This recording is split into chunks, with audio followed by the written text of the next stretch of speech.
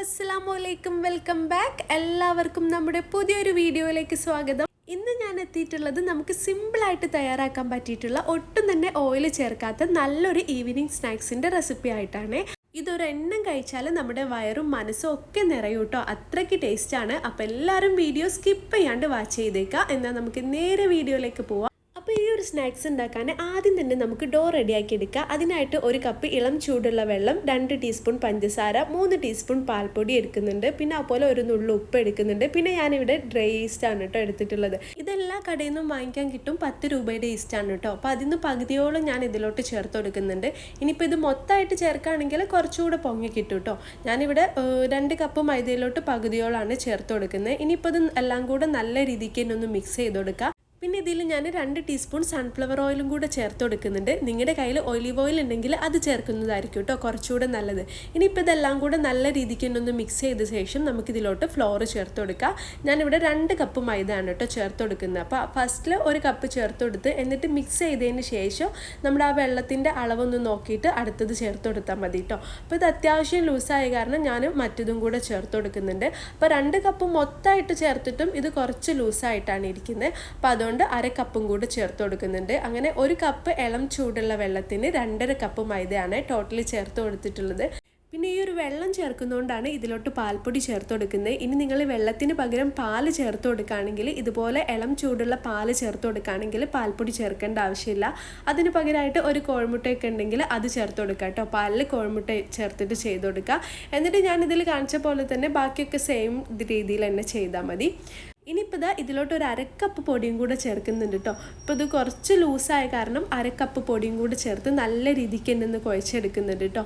അപ്പോൾ ഇത് കുഴച്ചെടുക്കേണ്ടത് എങ്ങനെയാണെന്ന് വെച്ചാൽ നമ്മൾ ചപ്പാത്തിക്കൊക്കെ കുഴച്ചെടുക്കൂലേ, അപ്പോൾ അതിൽ നിന്നും കുറച്ചൊരു ലൂസായിട്ട് വേണം കുഴച്ചെടുക്കാൻ. ഇതുപോലെ ഇപ്പോൾ നിങ്ങൾക്ക് കാണാൻ പറ്റുമല്ലോ, കുറച്ചൊരു ലൂസായിട്ടാണ് ഇരിക്കുന്നത്. പിന്നെ നിങ്ങൾക്ക് ഈ ഒരു മൈദയ്ക്ക് പകരം വേണമെങ്കിൽ ഗോതമ്പ് വെച്ചിട്ടും ചെയ്യാം കേട്ടോ. പക്ഷേ നമ്മളിങ്ങനെ മൈദയിൽ ചെയ്യുമ്പോഴായിരിക്കും നല്ലൊരു ടേസ്റ്റ് ഉണ്ടാവുക നമ്മുടെ ഈ ഒരു ബാവു ബണ്ണിന്.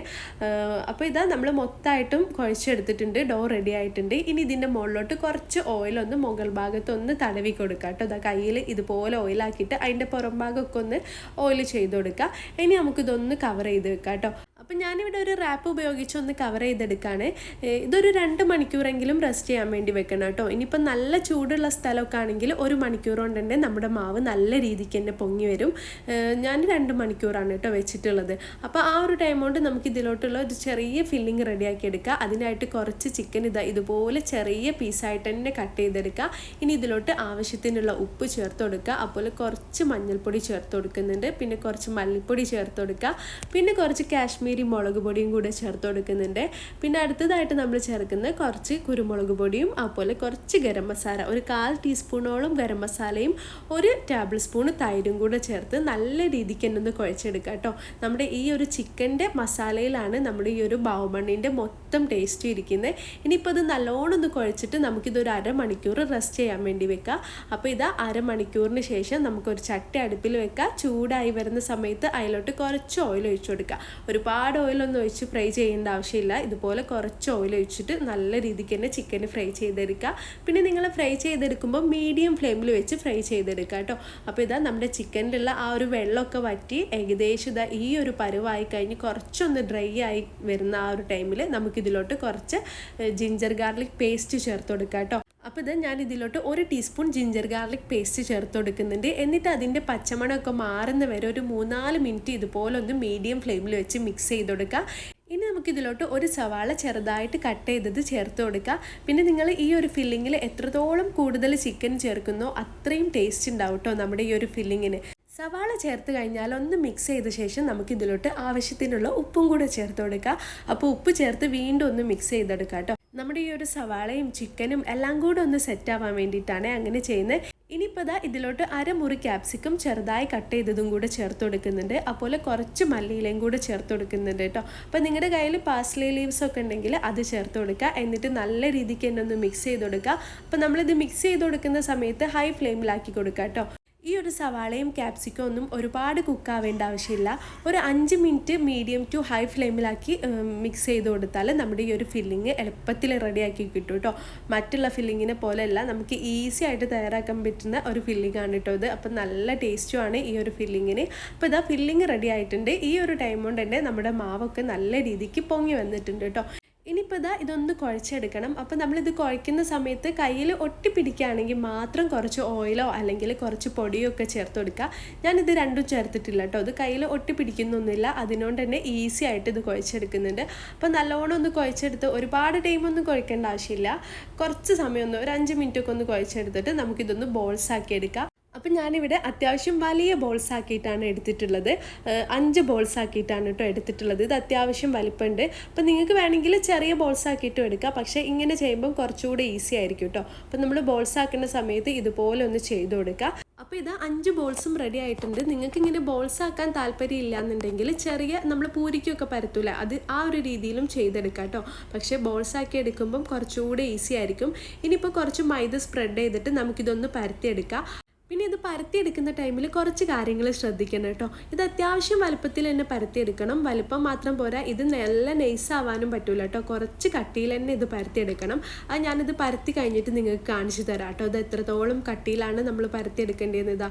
ഇത്രത്തോളം കട്ടി വേണം കേട്ടോ. നമുക്ക് ഈ ഒരു ബണ്ണ് റെഡി ആക്കണമെങ്കിൽ ഈ ഒരു കട്ടിക്ക് വേണം പരത്തിയെടുക്കാൻ. നമ്മുടെ ഈ ഒരു കുബൂസിൻ്റെ ഒക്കെ പോലെ ഈ ഒരു കട്ടിക്ക് പരത്തിയെടുക്കണം കേട്ടോ. അപ്പോൾ നമ്മൾ പരത്തിയെടുത്തിട്ടുണ്ട്. ഇനി ഇതൊന്ന് കട്ട് ചെയ്തെടുക്കുക. അപ്പോൾ ഞാനിവിടെ ഒരു ഗ്ലാസ് ഉപയോഗിച്ചിട്ടാണ് കേട്ടോ കട്ട് ചെയ്തെടുക്കുന്നത്. നിങ്ങളുടെ കയ്യിൽ ഏത് ഷേപ്പർ ഉണ്ടെങ്കിലും അത് വെച്ചിട്ട് കട്ട് ചെയ്തെടുക്കുക. അപ്പോൾ ഈ ഒരു പത്തിരിയിൽ നിന്ന് എനിക്ക് 3 എണ്ണമാണ് കിട്ടിയിട്ടുള്ളത്. അപ്പോൾ നിങ്ങൾ കുറച്ചുകൂടെ വലിയ ബോൾസൊക്കെ എടുക്കുകയാണെങ്കിൽ ഒരു പരത്തലിൽ തന്നെ ഒരു 5 എണ്ണമൊക്കെ കിട്ടും കേട്ടോ. ഇനി നമുക്കിതൊരു പ്ലേറ്റിലോട്ട് മാറ്റി വെക്കാം. അപ്പോൾ നിങ്ങൾ പ്ലേറ്റിലോട്ട് മാറ്റി വെക്കുമ്പം ആ പ്ലേറ്റിൽ കുറച്ച് പൊടി ഒന്ന് സ്പ്രെഡ് ചെയ്ത് കൊടുക്കുക. എന്നിട്ട് വേണം കേട്ടോ മാറ്റി കൊടുക്കാൻ. ഈ ഒരു കട്ടിക്ക് വേണം കേട്ടോ പരത്തിയെടുക്കാൻ. ഇനിയിപ്പോൾ ഞാനത് മൊത്തമായിട്ടും ഒരു പ്ലേറ്റിലോട്ട് മാറ്റി കൊടുത്തിട്ടുണ്ട്. ഇനി നമ്മൾ പ്ലേറ്റിലേക്ക് ആക്കി കഴിഞ്ഞാൽ ശ്രദ്ധിക്കേണ്ട ഒരു കാര്യം എന്താണെന്ന് വെച്ചാൽ പ്ലേറ്റ് ഇങ്ങനെ ഓപ്പൺ ആക്കിയിട്ട് ഇടാൻ പറ്റില്ല കേട്ടോ. നമ്മളിത് ഒന്ന് അടച്ച് വെക്കണം, ഒന്ന് കവർ ചെയ്ത് വെക്കണം. അപ്പോൾ നിങ്ങളുടെ കയ്യിൽ ഏതെങ്കിലും ഒരു ക്ലോത്ത് ഉണ്ടെങ്കിൽ ഇതുപോലെ കവർ ചെയ്തെടുക്കുക. ഒരു 5 മിനിറ്റിന് ശേഷം ഇതൊന്ന് തുറന്ന് നോക്കി കഴിഞ്ഞാൽ അത് അത്യാവശ്യം ഒന്ന് പൊങ്ങി വന്നിട്ടുണ്ടാവും കേട്ടോ. അപ്പോൾ ഈ ഒരു ടൈമിൽ നമുക്കിതിലോട്ട് കുറച്ച് ഓയിൽ അതിൻ്റെ മുകളിലൊന്ന് സ്പ്രെഡ് ചെയ്ത് കൊടുക്കുക കേട്ടോ. അപ്പോൾ കൈ കൊണ്ട് തേച്ച് കൊടുക്കുകയാണെങ്കിൽ അങ്ങനെ തേച്ച് കൊടുക്കുക, അല്ലെങ്കിൽ ഒരു ബ്രഷ് ഉപയോഗിച്ചിട്ട് ഇതുപോലെ ഒന്ന് തേച്ച് കൊടുക്കുക. അപ്പോൾ എല്ലാത്തിൻ്റെ മുകളിലും ഞാൻ തേച്ച് കൊടുക്കുന്നുണ്ട് കേട്ടോ. ഇനി നമുക്കിതൊന്ന് ഫോൾഡ് ചെയ്തെടുക്കണം. പിന്നെ ഫോൾഡ് ചെയ്തെടുക്കുമ്പം ശ്രദ്ധിക്കേണ്ട എന്താണെന്ന് വെച്ചാൽ ഒരുപാട് അങ്ങ് പ്രസ് ചെയ്ത് കൊടുക്കണ്ട കേട്ടോ. ഇതുപോലെ പതുക്കെ ഒന്ന് മടക്കി കൊടുത്താൽ മതി. ഒരുപാട് നമ്മൾ പ്രസ് ചെയ്ത് കൊടുക്കുന്ന സമയത്ത് ഈ ഒരു ബണ്ണ് തുറന്ന് വരില്ല കേട്ടോ. അപ്പോൾ പതുക്കെ ഒന്ന് ജസ്റ്റ് ഒന്ന് മടക്കി കൊടുത്താൽ മതി കേട്ടോ. അങ്ങനെ ഞാൻ മൊത്തമായിട്ടും മടക്കി എടുത്തിട്ടുണ്ട്. അപ്പോൾ അത് മൊത്തത്തിൽ ഇങ്ങനെ ചെയ്ത് കഴിഞ്ഞാൽ പിന്നെ നമുക്ക് ഈ മടക്കി വെച്ചതൊന്ന് പരത്തിയെടുക്കണം. പരത്തിയെടുക്കുമ്പം ശ്രദ്ധിക്കേണ്ട ഒരു കാര്യം, ഞാൻ നേരത്തെ പറഞ്ഞ പോലെ തന്നെ ഒരുപാട് അമർത്തി അങ്ങ് പ്രസ് ചെയ്യരുത്. അങ്ങനെ പ്രസ് ചെയ്യുമ്പം ഇത് ഒട്ടിപ്പിടിച്ചു പോകും കേട്ടോ. അപ്പോൾ ഇതുപോലെ പതുക്കെ ഒന്ന് അതിന് മുകളിൽ പതുക്കെ ഒന്ന് വെച്ച് കൊടുത്താൽ തന്നെ നമുക്കിത് ഈസി ആയിട്ട് പരത്തി കിട്ടും കേട്ടോ. അപ്പോൾ മൊത്തമായിട്ടും ഞാൻ പരത്തി എടുത്തിട്ടുണ്ട്. ഇനി നമുക്കിതൊന്ന് സ്റ്റീം ചെയ്തെടുക്കണം. അതിനായിട്ട് ഒരു ഇഡ്ഡലി തട്ടിൽ ഒന്ന് കുറച്ച് ഓയിൽ ബ്രഷ് ചെയ്ത് കൊടുക്കുക. ഇനി നിങ്ങളുടെ കയ്യിൽ സ്റ്റീമറൊക്കെ ഉണ്ടെങ്കിൽ അതാണെങ്കിലും അതിൻ്റെ മുകളിൽ കുറച്ച് ഓയിൽ ഇതുപോലെ ഒന്ന് ബ്രഷ് ചെയ്ത് കൊടുക്കുക കേട്ടോ. ഇനി നമ്മൾ നേരത്തെ പരത്തി വെച്ചിട്ടുണ്ടായിരുന്ന ആ ഒരു ഡോ ഇതിലോട്ട് വെച്ച് കൊടുക്കുക. അപ്പോൾ ഞാൻ മൊത്തമായിട്ടും വെച്ച് കൊടുത്തിട്ടുണ്ട്. ഇനി നമുക്കിതൊരു 10 മിനിറ്റ് ഒന്ന് സ്റ്റീം ചെയ്തെടുക്കാം കേട്ടോ. 10 മിനിറ്റ് കൊണ്ട് തന്നെ നല്ല രീതിക്ക് നമ്മുടെ ഈ ഒരു ബണ്ണ് പൊങ്ങി വരും. അപ്പോൾ അടച്ച് വെച്ച് ഒരു 10 മിനിറ്റിന് ശേഷം നമുക്കിത് തുറന്ന് നോക്കാം. അപ്പോൾ ആ ഒരു ടൈം കൊണ്ട് നമുക്കിതിലോട്ടുള്ള മയോണൈസ് റെഡിയാക്കണം. അപ്പോൾ ഞാൻ മയോണൈസൊക്കെ റെഡിയാക്കി എടുത്തിട്ടുണ്ട്. പിന്നെ മയോണൈസ് ഉണ്ടാക്കുന്നതൊക്കെ എല്ലാവർക്കും അറിയുന്ന കാര്യമില്ല, അതുകൊണ്ടാണ് കേട്ടോ അതിൻ്റെ ആ ഒരു വീഡിയോ ചെയ്യാത്തത്. ഇത് പാലും ഓയിലും അതുപോലെ വെളുത്തുള്ളിയും മാത്രം ഉപ്പും മാത്രം വെച്ചിട്ട് ചെയ്തിട്ടുള്ള ഒരു മയോണൈസാണ്. അപ്പോൾ ആർക്കെങ്കിലും ഈ ഒരു മയോണൈസിൻ്റെ വീഡിയോ വേണമെങ്കിൽ കമൻറ്റ് ചെയ്താൽ മതി, നെക്സ്റ്റ് വീഡിയോയിൽ ആഡ് ചെയ്യാം കേട്ടോ. അപ്പോൾ ഈ ഒരു 10 മിനിറ്റ് കൊണ്ട് നമ്മുടെ ഈ ഒരു ബണ്ണൊക്കെ റെഡി ആയി വന്നിട്ടുണ്ട്. നല്ല സോഫ്റ്റ് ആയിട്ടാണ് കേട്ടോ കിട്ടിയിട്ടുള്ളത്. നമ്മുടെ കുബൂസൊക്കെ ഇല്ലേ ആ ഒരു ടൈപ്പിലാണ് ഉണ്ടായിട്ടുള്ളത്. ഇനിയിപ്പോൾ നമുക്ക് ഇത് പെട്ടെന്ന് റെഡി ആക്കി എടുക്കാം. ഇനി വേവിക്കാനൊന്നുമില്ല. നമ്മൾ നേരത്തെ ഉണ്ടാക്കി വെച്ചിട്ടുള്ള ആ ഒരു ഫില്ലിങ് ഒരു പ്ലേറ്റിലോട്ട് മാറ്റി കൊടുത്തിട്ടുണ്ട്. അതുപോലെ തന്നെ മയോണൈസും റെഡിയാക്കി വെച്ചിട്ടുണ്ട്. അടുത്തതായിട്ട് ഞാൻ ഇതിലോട്ട് കുറച്ച് ക്യാരറ്റും അതുപോലെ കുറച്ച് ക്യാബേജും ഗ്രേറ്റ് ചെയ്തെടുത്താണ്. പിന്നെ കുറച്ച് മല്ലിയില കേട്ടോ. അപ്പം നിങ്ങളുടെ കയ്യിൽ ക്യാബേജ് ഇല്ലെങ്കിൽ അത് സ്കിപ്പ് ചെയ്ത് കളയുക, അല്ലെങ്കിൽ ക്യാരറ്റൊക്കെ സ്കിപ്പ് ചെയ്ത് കളയുക. അപ്പം നിങ്ങൾ ചേർക്കുന്ന ഈ ഒരു വെജീസൊക്കെ ഓരോരുത്തരുടെ ഇഷ്ടത്തിനനുസരിച്ച് ചേർത്ത് കൊടുത്താൽ മതി. ഇനിയിപ്പോൾ ഇതാ നമ്മൾ നേരത്തെ ഉണ്ടാക്കി വെച്ചിട്ടുള്ള ആ ഒരു ബണ്ണ് അത്യാവശ്യം ചൂടാറിയിട്ടുണ്ട്. ഇനി ഇതിലോട്ട് നമ്മൾ ഉണ്ടാക്കി വെച്ചിട്ടുള്ള ആ ഒരു മയണൈസ് നല്ല രീതിക്ക് തന്നെ ഒരു ടീസ്പൂണോളം എടുത്തിട്ട് ഒന്ന് സ്പ്രെഡ് ചെയ്ത് കൊടുക്കുക. ഇനി നമ്മൾ നേരത്തെ ഉണ്ടാക്കി വെച്ചിട്ടുള്ള ഫില്ലിങ് ചേർത്ത് കൊടുക്കുക. അതുപോലെ കുറച്ച് ക്യാബേജ് ചേർത്ത് കൊടുക്കുന്നുണ്ട്, പിന്നെ കുറച്ച് ക്യാരറ്റ് അതിൻ്റെ മുകളിൽ ചേർത്ത് കൊടുക്കുക, പിന്നെ കുറച്ച് മല്ലിയിലയും കൂടി ചേർത്ത് കൊടുക്കുക കേട്ടോ. അപ്പോൾ ഇതാ മൊത്തമായിട്ടും ഞാൻ ഇതുപോലെ ചെയ്തെടുത്തിട്ടുണ്ട്. നമ്മളിങ്ങനെ ചെയ്ത് കഴിഞ്ഞാൽ പിന്നെ എക്സ്ട്രാ വേവിക്കേണ്ട ആവശ്യമൊന്നുമില്ല കേട്ടോ. അപ്പോൾ ഇത്രയേ ഉള്ളൂ, നമുക്ക് സിമ്പിളായിട്ട് തയ്യാറാക്കാൻ പറ്റിയിട്ടുള്ള നല്ല ഹെൽത്തി ആയിട്ടുള്ള ഒരു ഈവനിങ് സ്നാക്സാണിത്.